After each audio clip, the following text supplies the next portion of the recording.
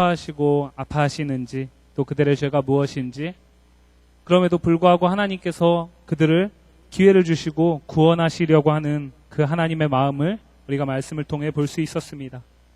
그래서 그 말씀을 끝나면서 우리가 그 뒤에 있는 내용들은 이스라엘과 예루살렘이 하나님의 그 주신 기회에 분명히 부응해서 순종하는 길을 택하고 그 폐허 가운데서도 하나님께서 입히시고 먹이시는 그 모습을 우리가 기대할 수 있었습니다. 그런데 오늘 말씀 21절부터 31절까지 우리가 조금 전에 같이 읽어보았는데, 그 말씀을 보시면 이스라엘과 예루살렘은 참 우리가 생각하기에도 이해가 되지 않을 만큼 너무나 무지하고 멍청한 사람들인 것 같습니다. 하나님께서 그렇게 안타까움을 담아서 그럼에도 불구하고 너희를 구원하겠다라고 말씀하시는데, 이들은 여전히 하나님의 그 마음을 따르기보다 불순종을, 악에 악을 더하는 길을 택하고 있다라는 것입니다. 오늘 말씀에서 우리는 먼저 그 부분을 볼 수 있습니다. 21절부터 23절까지의 말씀을 보시면 시적으로 비유적으로 표현되어 있기 때문에 이들의 죄가 구체적으로 무엇인지는 나와 있지 않지만, 하나님께서 오늘 이사야 선지자를 통해서 이 패역한 예루살렘과 유다를 무엇이라고 부르고 있냐면, 신실하던 성읍이 창기가 되었다라고 말합니다. 또 공의가 그 가운데 가득했는데 살인자들 뿐이라고 말합니다. 또 이들은 그렇게 돼서 어떻게 되었냐면, 은이 찌꺼기가 섞여 있어서 쓸 수 없는 은이 되었다라고 말합니다. 또 포도주에 물이 섞여서 고급의 포도주가 아닌 마실 수 없는, 버릴 수밖에 없는 포도주가 되었다라고 말씀하시고 있습니다. 한마디로 이야기하면 이 유다와 예루살렘은 지금 무가치한, 쓸 수 없는 쓰레기와 같이 되어버렸다라는 것입니다. 하나님께서 그들이 이렇게 쓰레기가 될 수밖에 없었던 이유를 23절에서 다시 한번 말씀하시고 있습니다. 지난번에 우리가 앞부분에서 살펴보았던 그 말씀을 하나님께서 다시 지적하시고 있습니다. 내 고관들은 패역하여 도둑과 짝하며 다 뇌물을 사랑하며 예물을 구하며 고아를 위하여 신원하지 아니하며 과부의 송사를 수리하지 아니하는도다. 쉽게 말씀드리면 어떤 판결을 내려야 할 위치에 있는 사람들, 오늘날 우리 사회로 얘기하면 어떤 판사나 어떤 검사나 이런 사람들, 그런 사람들이 공정하게 법의 기준에 맞춰서 옳고 그름을 가리는 것이 아니라 나한테 뇌물을 준 사람에게 유리하게 어떤 가치를 기대하면서 판결을 내리기 시작했다라는 것입니다. 상식적으로 우리가 생각을 해보면 어떤 판결을 내릴 때 그 판사한테 줄 수 있는 여유가 있는 사람은 강자고 더 부유한 자고 더 많이 가진 자입니다. 그 사람들한테 유리하게 판결을 내리고 있다라는 것입니다. 이 당시에 유다와 예루살렘의 지도층에서 그런 죄악을 범하고 있었다라는 것입니다. 하나님은 그것을 무엇이라고 이야기하고 있냐면, 너희가 도둑과 짝하고 있다라고 이야기합니다. 그들이 하는 그 행위가 도둑이 하는 행위와 같아서, 원래 법은 도둑을 감옥에 넣도록 판결을 해야 하는데, 이들이 도둑을 감옥에 넣기보다 오히려 도둑으로부터 피해를 입은 사람들을 더 감옥에 넣는 법으로 바꿔갔다라는 것입니다. 자기 생각에 맞게 자기에게 유리한 사람들한테 더 유리한 판결들을 내리기 시작했다라는 것입니다. 그렇게 해서 많은 고아들이 생겨나고 많은 과부들이 생겨나고 그런 사회적인 문제들이 오늘 유다와 예루살렘에 있었다라는 것입니다. 하나님은 그렇게 변해버린 도시를 신실하던 성읍이 창기가 되었다라고 이야기합니다. 하나님께서 허락하신 거룩함, 그 거룩함을 잃어버리고 자신의 생각에 옳은 대로, 마치 사사시대에 하나님이 없는 것처럼 자기 소견에 옳은 대로 행위를 했던 그 사람들처럼 하나님께서는 오늘 이들이 그렇다라는 것입니다. 뿐만 아니라 이들의 행위가 마치 살인하는 것과 같다라는 것입니다. 이 도시에는 하나님의 의가 없습니다. 이 도시에는 하나님의 정의가 사라졌습니다. 그렇기 때문에 하나님께서는 오늘 이들을 쓰레기처럼 취급하시고 있습니다. 24절 말씀 보시면, 그럼에도 불구하고 하나님께서는 이들에게 다시 소망을 주십니다. 24절 우리 다 같이 읽겠습니다. 시작.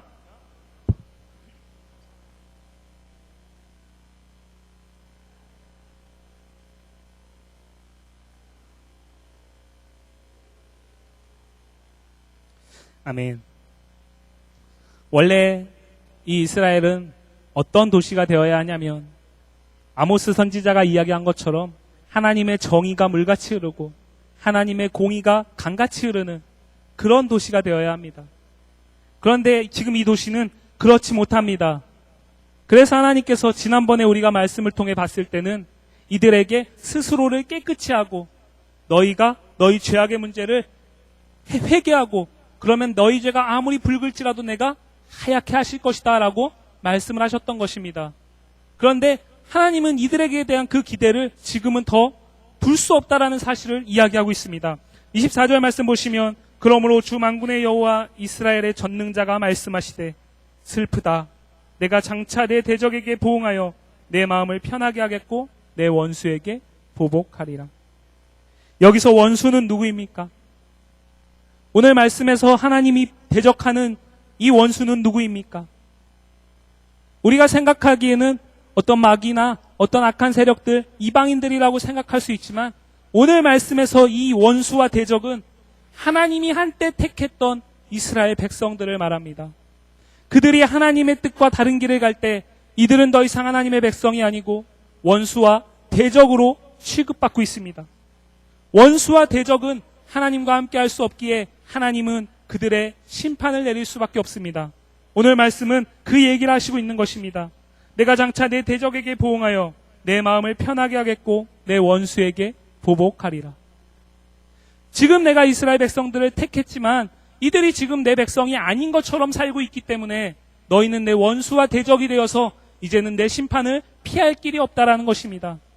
그런데 오늘 하나님은 이 이유를 무엇이라고 얘기하냐면 내 마음이 편하게 하기 위해서라고 말씀하십니다. 쉽게 생각하면 하나님은 참으로 이기적인 분이십니다. 하나님께서 영광받기 위해 우리를 만드시고 우리가 하나님께 영광 돌리지 못하니까 우리를 버리시는 하나님 중심으로 하나님만 생각하는 이기적인 분이신 것 같습니다. 하지만 오늘 말씀에 하나님은 이 심판을 선포하시기 전에 먼저 어떤 마음을 말씀하시냐면 내 마음이 찢어질 것처럼 슬프구나. 내 마음이 찢어질 것처럼 아프구나. 그 마음을 먼저 표현하십니다. 내 마음이 너무 아프지만 너희를 더는 내버려둘 수 없구나. 너희의 이 모습을 보는 것 자체가 내 마음이 너무 힘들구나. 그렇기 때문에 나는 너희를 심판해서 내 마음을 편하게 해야겠구나. 그 말씀입니다. 이 상황을 우리가 이해하기 위해서 지난번에도 우리가 말씀을 통해 볼 때도 부모와 자녀의 관계를 통해서 말씀을 이해했었는데 오늘도 역시 그렇게 한번 생각을 해보겠습니다. 부모가 있습니다. 그리고 한 자녀가 있습니다. 어렸을 때부터 참으로 금이야 오기야 애지중지 키웠습니다. 해달라는 거 해줄 수 있는 범위 내에서 다 해주고 어떻게 하면 조금이라도 더 잘해줄 수 있을까 생각하며 내가 먹을 것도 못 먹고 입을 것도 못 입으면서 자식을 그렇게 잘 키워나갔습니다. 그런데 이 아이가 사춘기가 지나고 어느 시기가 되면서 자꾸 엇나가기 시작합니다. 그 모습을 보는 내 마음이 부모로서 너무나 아픕니다. 그래서 처음에는 하소연도 합니다. 혼내도 보고 얼러도 보고 무릎까지 꿇어봅니다. 하지만 이 아이는 전혀 내 마음을, 부모의 마음을 알지 못합니다. 그리고 급기야 더 이상 내가 할 수 있는 어떤 것이 없게 되자 부모는 이 자녀가 더 망가지지 않도록 경찰에게 신고하는 방법을 택하게 됩니다. 그렇게 될 때 그 부모의 마음은 어떤 마음이겠습니까? 시원하고 후련하겠습니까? 그렇지 않습니다. 자기가 그렇게 금이야 오기야 키웠던 자식을 자기 손으로 신고해서 유치장에 들어가게 하는 것, 부모로서 그 마음이 얼마나 찢어지고 아프겠습니까? 오늘 하나님의 마음이 그렇다라는 것입니다. 그래서 하나님은 나를 편하게 하고자 하는 심판이지만 내 마음은 슬프구나. 내 마음은 찢어지는구나. 라고 표현하실 수밖에 없는 것입니다. 오늘 우리의 모습을 보시면서 어쩌면 하나님이 이런 마음을 가지고 계실지도 모르겠습니다. 그렇지 않기를 소망합니다. 그렇지 않을 줄 믿습니다. 하지만 만약에 그렇다면 오늘 우리에게 무엇이 필요한지 말씀을 계속 보도록 하겠습니다. 25절 보시면 앞에서 우리가 살펴보았던 불순물이 섞인 은이 되었던 이스라엘과 유다, 포도주에 물이 섞여서 상급이 아닌 이스라엘과 유다, 창기와 같은 성읍이 됐고 살인자가 가득해진 그 도시를 하나님께서 어떻게 하시겠다고 말씀하십니까? 내가 또 내 손을 내게 돌려 내 찌꺼기를 잿물로 씻듯이 녹여 청결하게 하며 내 혼잣물을 다 제하여 버리고 내가 내 재판관들을 처음과 같이 내 모사들을 본래와 같이 회복할 것이라. 아멘. 우리가 지난번에 살펴보았던 앞부분에서는 하나님께서 우리 스스로 깨끗해 하라고 말씀하셨습니다. 하지만 스스로 깨끗해 할 수 없을 때가 되자 하나님께서는 심판과 함께 내가 너희를 심판한 다음에 내가 너희를 다시 회복시키겠다고 말씀하십니다. 불순물을 스스로 제거할 수 없는 능력이 없는 우리에게 하나님께서 그 불순물을 제거해 주시겠다라고 말씀하십니다. 포도주에 물이 섞여 마실 수 없는 포도주가 되어버린 그 포도주를 마치 예수님이 가나 혼인잔치에서 상급의 포도주로 만드신 것처럼 그 먹을 수 있는 최고의 포도주로 다시 만들어 주시겠다고 말씀하십니다. 거룩과 공의를 회복하고 정의와 의를 다시 부어주셔서 신실한 성읍, 거룩한 성읍으로 만들어 주시겠다고 말씀하시는 것입니다. 누가 하시는 것입니까? 하나님이 하시는 것입니다. 하나님의 심판은 하나님의 그 마음이 찢어질 것 같은 그 마음에도 불구하고 마음을 편하게 하기 위해서 작정하셨던 그 심판은 우리를 망하게 하기 위한 것이 아니라 우리를 다시 하나님께 돌려가기 위한 것임을 오늘 말씀은 이야기하고 있습니다. 우리가 노력으로 할 수 없고 우리 마음이 그렇게 가지 못하니까 하나님께서 급기야는 심판을 하십니다. 하지만 그 심판은 끝이 아니다라는 것입니다. 그 심판은 우리를 살릴 것이고 그 심판은 결국에 우리가 다시 하나님을 보게 할 것입니다. 오늘 말씀에서 하나님은 그것을 이야기하는 것입니다. 그렇게 하나님께서 행하시고 그렇게 하나님께서 회복하신 다음에 27절에서 하나님은 선포하십니다.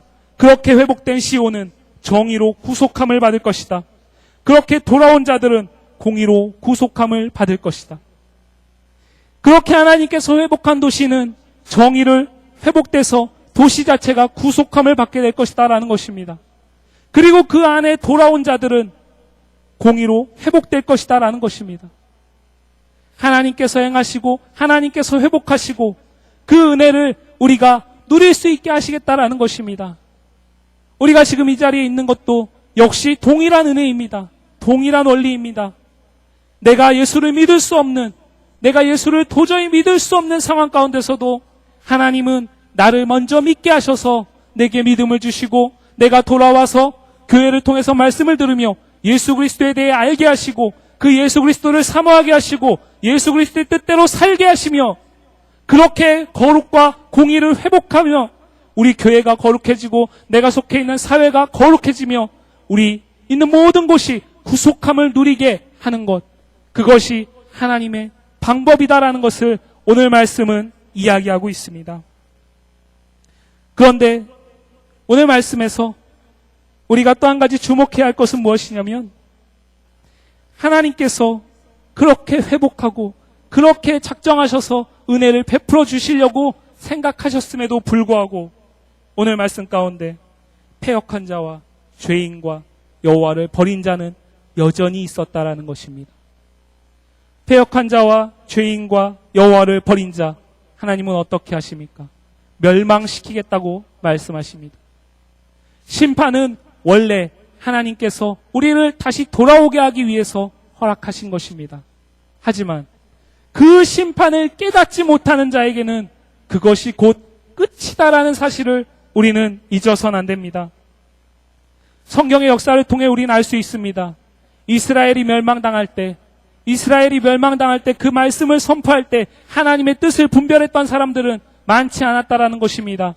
예레미야가 그렇게 눈물로써 선포할 때 예레미야의 말을 하나님의 말로 들었던 사람들은 그렇게 많지 않았다라는 사실을 우리는 잊어서는 안 됩니다. 하나님의 말씀에 귀 기울이지 않고 하나님의 음성에 민감하지 않은 사람은 고난이 닥쳐올 때 하나님께서 경고하실 때에 그것이 나를 다시 회복시키기 위한 것이다라는 사실을 생각하지 못한다라는 것입니다. 그렇기 때문에 하나님께 돌아가지 못하고 하나님이 허락하신 먼저 내민 그 손 붙잡을 수 없게 됩니다. 그러면 망할 수밖에 없다라는 사실을 오늘 말씀은 우리에게 무섭게 선포하고 있습니다. 28절에 나오는 패역한 자와 죄인 그리고 여호와를 버린 자, 그들은 어떤 자들입니까? 29절과 31절에서 설명하고 있습니다. 29절에서 31절은 비유적 표현이 많이 있고 또 어떤 용어적인 언어 유의적 표현도 많이 있기 때문에 우리가 조금 이해하기 어렵지만 잠깐 살펴보도록 하겠습니다. 먼저 29절부터 30절까지 말씀 그대로 보시면 이들이 기뻐하던 상수리 나무가 있습니다. 이들이 기뻐함으로 택했던 상수리 나무가 있습니다. 그런데 하나님께서 그것을 부끄럽게 하실 것이다 라고 말합니다. 그리고 이들이 기쁨으로 택했던 동산이 있습니다. 그런데 하나님께서 그것 때문에 수치를 당하게 하실 것이다 라고 말합니다. 그리고 30절에서 무엇이라고 이야기하십니까? 너희가 택했던 그 상수리 나무는 잎사귀가 말라서 앙상한 가지만 남아버린 볼품없는 가치없는 나무로 만들 것이다 라고 말씀하십니다. 너희가 기쁨으로 택했던 그 동산에는 물이 말라버려서 쓸데없는 동산으로 만들어버릴 것이다 라고 말씀하십니다. 이 표현만 봐도 쉽게 말씀드리면 우리가 쉽게 이해할 수 있는 것은 우리가 택했던 어떤 귀한 것, 하나님의 길이 아닌 하나님의 뜻이 아닌 내가 택했던 어떤 귀한 것, 그것 때문에 하나님께서 나를 부끄럽게 하고 나를 수치스럽게 하실 것이다 라고 말씀하십니다. 그런데 오늘 말씀은 단지 그렇게 우리가 오늘 본문을 통해서만 보았던 무가치하게 만들 것이다 이것으로 끝나는 것이 아닙니다.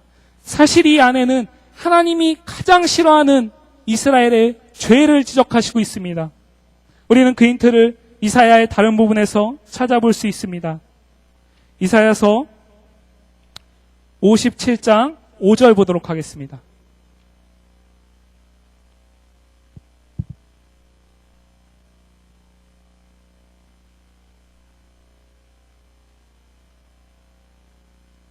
이사야서 57장 5절입니다. 다 같이 읽습니다. 너희가 상수리 나무 사이 모든 푸른 나무 아래에서 음욕을 피우며 골짜기 가운데 바위 틈에서 자녀를 도살하는도다. 너희가 상수리 나무 사이 모든 푸른 나무 아래에서 음욕을 피우며 골짜기 가운데 바위 틈에서 자녀를 도살하는도다. 자녀를 도살하는 것, 이것은 그 당시에 우상신들을 숭배하는 종교의 관습적 행동이었습니다. 이 행동이 일어났던 곳의 대표적인 표현이 상수리 나무입니다. 그렇다면 오늘 말씀에 너희가 기뻐하던 상수리 나무라는 것은 무엇입니까? 너희가 나를 버리고 너희의 안녕과 행복을 위해 너희의 만족을 위해 택해서 너희가 섬겼던 그 우상들 때문에 내가 너희를 부끄럽게 하겠다라는 것입니다. 하나님께서 우상을 파해버리고 하나님께서 우상을 섬기던 우리를 부끄럽게 하시겠다라는 것입니다. 한 구절 더 보겠습니다. 이사야서 66장 17절입니다.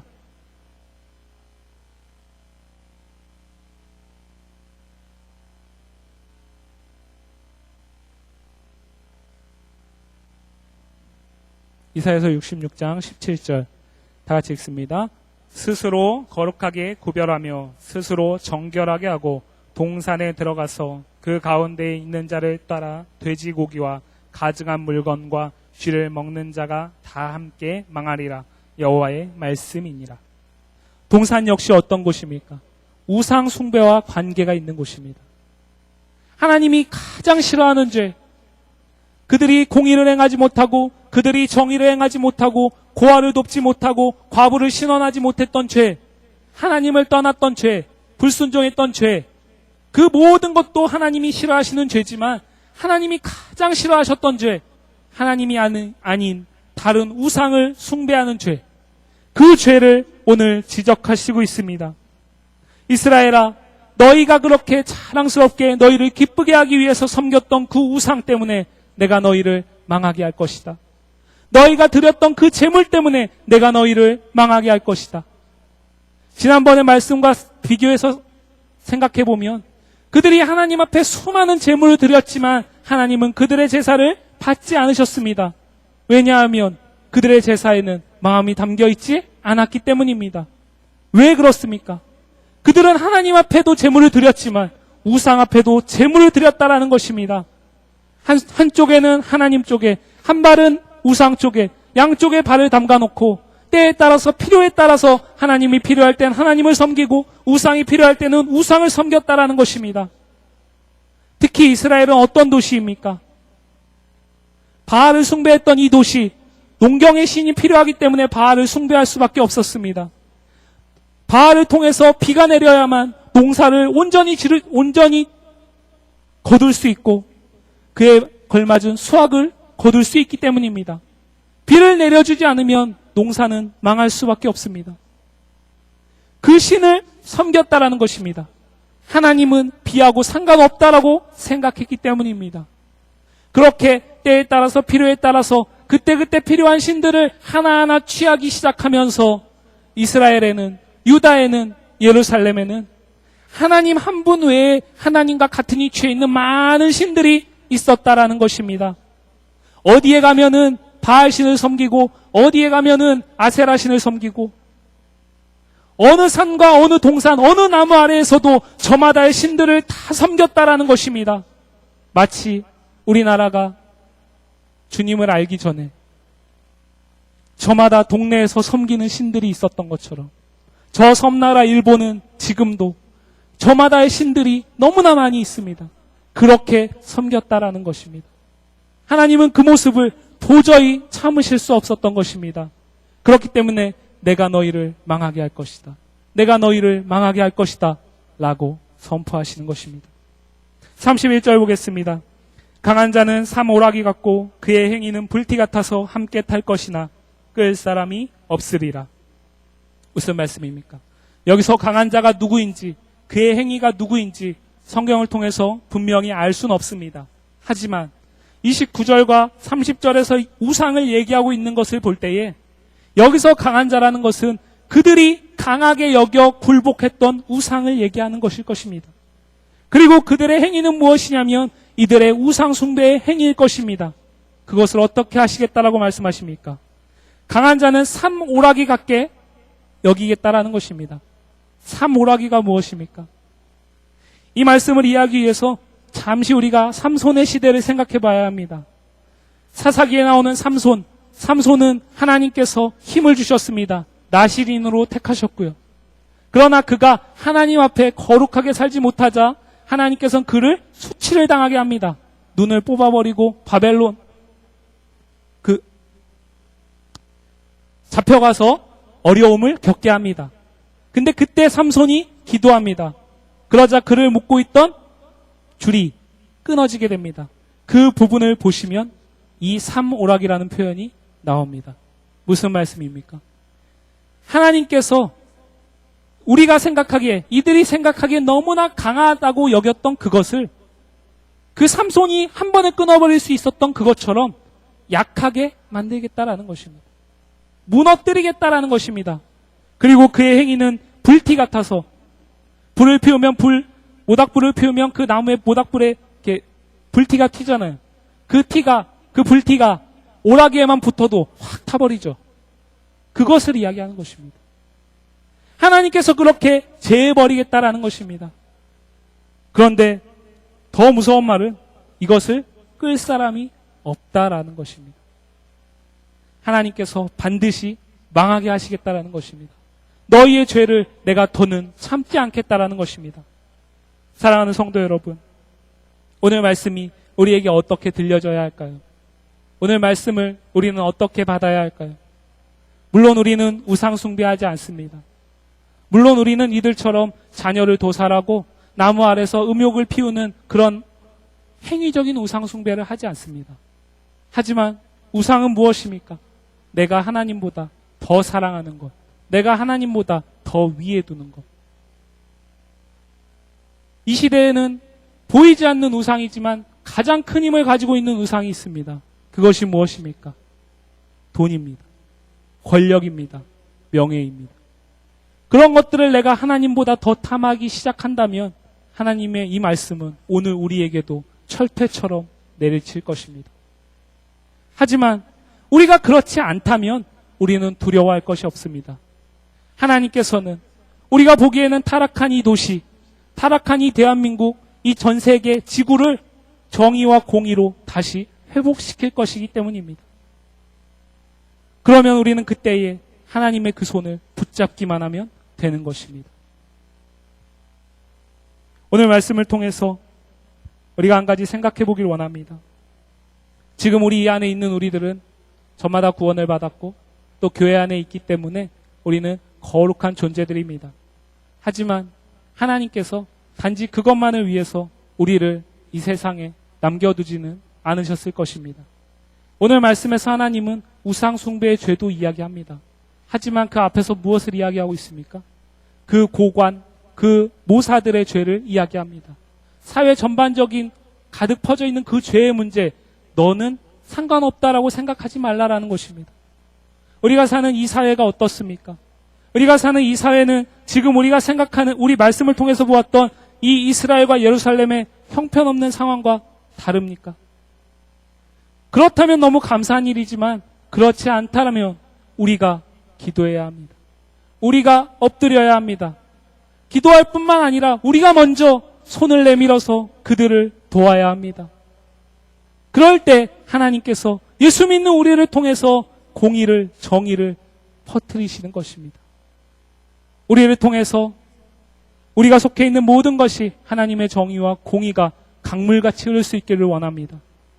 우리 교회가 속해 있는 이 김포 지역이 우리 교회 때문에 하나님의 정의와 공의가 온전히 서가는 도시가 되길 원합니다. 우리 교회 때문에, 나 때문에 내가 속해 있는 어떤 곳이 복받을 수 있기를 원합니다. 하나님은 우리에게 그 부분까지 이야기하고 있습니다. 구원은 개인에서 끝나지 않습니다. 개인에서 구원은 시작되지만 하나님의 구원은 공동체와 나라와 열방으로 이어진다라는 사실을 기억하실 수 있길 바랍니다. 또 한 가지 우리가 오늘 말씀을 통해 볼 것은 하나님께서 경고를 하시고 징벌을 하심에도 불구하고 우리가 깨닫지 못한다면 망할 수밖에 없다라고 말씀드렸습니다. 그렇다면 우리가 어떻게 하나님께서 경고와 징벌을 하시는지 알 수 있겠습니까? 어느 날 갑자기 하나님께서 저한테 정확하게 몇 날 며칠 너에게 내가 경고를 할 건데 그거는 너를 다시 돌이키기 위한 것이다 라고 말씀하시면 너무나 좋지만 그럴 리는 없습니다. 0.001%도 없습니다. 그렇다면 우리가 하나님의 그 뜻, 하나님의 그 계획을 알 수 있으려면 어떻게 해야 되겠습니까? 우리가 하나님과 민감하게 관계를 하고 있어야 됩니다. 여러분들이 자녀가 있습니다. 자녀와 부모의 관계가 아주 어렸을 때는 너무나 민감한 관계입니다. 하지만 그 자녀들이 커가면서 점점 자기의 독립성을 드러내기 시작하면 그 관계가 점점 더 약해집니다. 하나님과 우리의 관계가 마치 내가 자녀를 어렸을 때 먹이고 입혔던 것 같은 그런 관계가 될 때에 민감하게 우리가 하나님의 음성에 반응할 수 있습니다. 그것을 위해서 우리는 기도해야 하고 그것을 위해서 우리는 말씀을 읽어야 하고 그것을 위해서 우리는 예배를 드려야 합니다. 감사하게도 2012년을 시작하는 우리에게 그럴 좋은 기회가 지금 있습니다. 우리는 지금 31일간의 특별 새벽 기도회를 진행하고 있습니다. 매일 새벽 말씀을 통해서 내 스스로를 점검하고 나는 하나님의 뜻에 합한 자인가? 나는 하나님께 순종하고 있는 자인가? 아니면 나는 나도 모르게 하나님을 근심하게 하는 자는 아닌가?